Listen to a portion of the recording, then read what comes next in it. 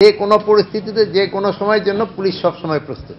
আমি নির্বাচন না, আমি বলবো যে কোনো কিছুর জন্য পুলিশ প্রস্তুত। আমাদের পুলিশ বাহিনী যে স্ট্রেংথ আছে এবং অন্যান্য যে সশস্ত্র বাহিনী তাদের সাথে আছে, র্যাব রয়ে গেছে, আনসার রয়ে গেছে, বিজিবি রয়ে গেছে, এদের দিয়ে এই মানে যে কোনো পরিস্থিতি কিন্তু মোকাবেলা করা কোনো অবস্থায় অসুবিধা হবে না।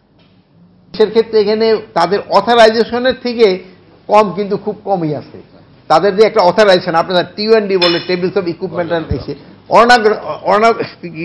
অর্গানোগ্রামটা যেটা আছে ওইটা কিন্তু তাদের পুরেই আছে। দুই একজন হয়তো শর্ট থাকে, ধরেন ছুটি যায় কেউ বা পোস্টিংয়ে থাকে, অর্গানোগ্রামের থেকে কিন্তু কম নাই।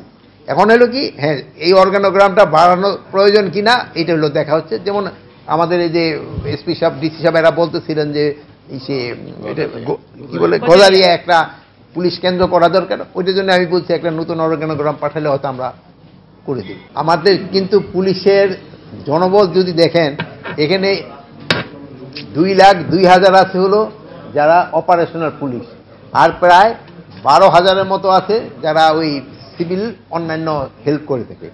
আর আমার হলো টোটাল মনে 185 না কতজন জানি আছে যারা এটা একেবারে একটা নগণ্য সংখ্যা।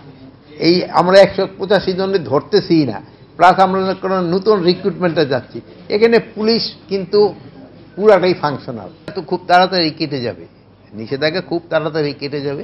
আপনি জানেন এখন পরিস্থিতি মোটামুটি নর্মাল হয়ে গেছে, পরিস্থিতি মোটামুটি এলাকায় নর্মাল হয়ে গেছে, যেহেতু তাদের 31/1/2 মানে বিশ্ব ইজতেমার যে ডেট আছে ওটা ওই ইয়েদের জুবাইরপন্থীতে ওইটা ওই ডেটই আমি আশা করবো যে ওই ডেটই হয়ে যাবে। আল্লাহ দিলে কোনো অসুবিধা হবে না।